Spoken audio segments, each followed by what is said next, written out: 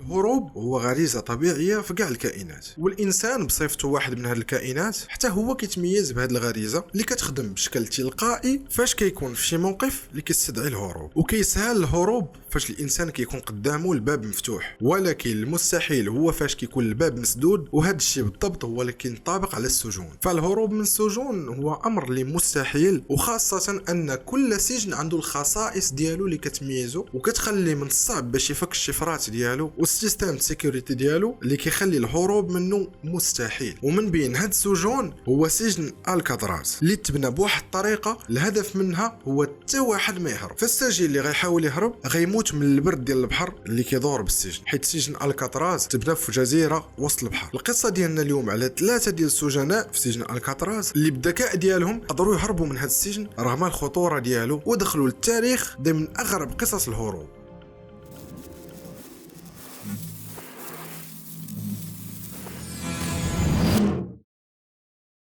تأسس سجن الكاتراز عام 1934 باش يكون داك السجن اللي كتشدوا فيه أخطر وأشهر المجرمين في تاريخ الجرائم الأمريكية. الموقع ديال هذا السجن هو في جزيرة معزولة في ولاية كاليفورنيا في المياه الباردة لخليج سان فرانسيسكو، اللي مجمدة ومعروفة بالتيارات القوية ديالها واللي تقدر تغرق أمهر السباحين في العالم، زائد أسماك القرش الخطيرة اللي كتواجد في ذاك الخليج. وهذا الشيء كيعني أن السجين حتى إلا هرب غيلقى قدامه الماء بارد، وحتى لا كان كيتحمل البروده فاسماك القرش ما غتزقلوش. القصه كتبدا في 1961 مع فرانكلي موريس، واحد من هاد الثلاثه اللي هربوا واللي هو اصلا العقل المدبر ديال هاد خطه الهروب. فرانكلي موريس هو مجرم محترف، اول جريمه ليه دارها في سن 13 عام بتهمه حيازه المخدرات والسطو المسلح. معدل الذكاء ديال فرانك كان خارق بزاف، واللي وصل معدل الذكاء ديالو ل 133 في اختبار الذكاء اللي دار ليه في الحبس. ولكن للاسف فرانك خدم الذكاء ديالو في الاجرام وفي الهروب من السجون، حيث خطه الهروب من سجن الكاتراز ما كانش هي الاولى ليه. ففي اواخر الخمسينيات فرانك هرب من حبس في لويزيانا بعد ما تحكم عليه بسجن 10 سنوات بتهمه السطو المسلح على بنك. ولكن فاش تشد في 1960 اوتوماتيكمون داو لسجن الكاتراز باش يضمنوا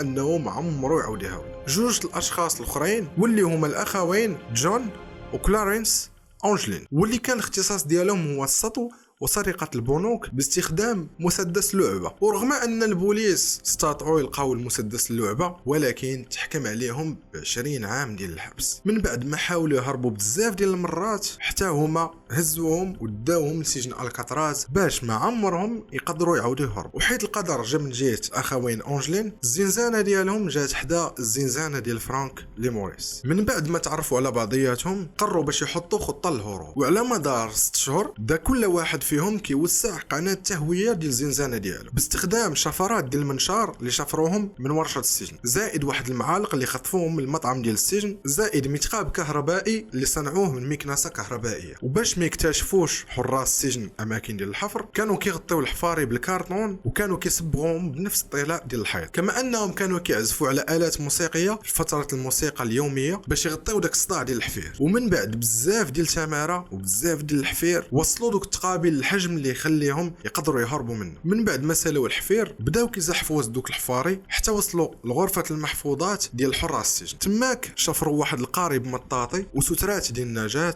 ومنطوات امبرميابل ديال الشتا، ومن بعد ما جمعوا كاع هاد المسروقات خباوهم في انابيب تدفئه حتى يوصل داك النهار الموعود اللي غيهربوا فيه. وباش يوجهوا القارب ديالهم في الهروب صوبوا مجاديف من بقايا الخشب. وصلت ساعه الهروب ومشاو يهزوا الماتريال ديالهم من انابيب تدفئه وبقاو كيزحفوا حتى وصلوا لبرا وتوجهوا للسور اللي كيفصل ما بينهم وبين البحر. مع وصلوا بداو كيتسلقوا السور اللي العلو ديالو 4 متر، وبداو كيباعدوا الاسلاك الشائكه ديال السور، لاحوا الماتيريال اللي عندهم برا وتلاحوا جهه البحر. قبل ما يدخلوا وسط الماء لبسوا ستره النجاه ديالهم مع دوك المنطوات ديال البحر وحطوا القارب المطاطي ودخلوا وسط البحر. الحراس ما قدروش يكتشفوا الهروب ديالهم بسرعه حيت حطوا في بلايصهم واحد لي مانكا اللي مصنوعين من الكرتون، وفي الراس لصقوا فيه واحد الشعر من صالونات الحلاقه ديال السجن. من بعد بعد ما غيكتشفوا الهروب ديالهم بدا مكتب التحقيقات الفيدراليه التحقيق في الواقعه، وحيت ما لقاوش ليهم الاثار علنوا ان هاد السجناء غرقوا في البحر من بعد ما هربوا من السجن في سنه 1962. وحيت ما لقاوش الجثث ديالهم ملف هاد القضيه بقى محلول وتعتبر لغز حتى لسنه 2013، يعني من بعد 51 عام من بعد هروب فرانك والاخوين أونجلين. من بعد هاد السنوات كامله الشرطه لقات واحد الرساله من واحد الشخص كيقول على انه جون أونجلين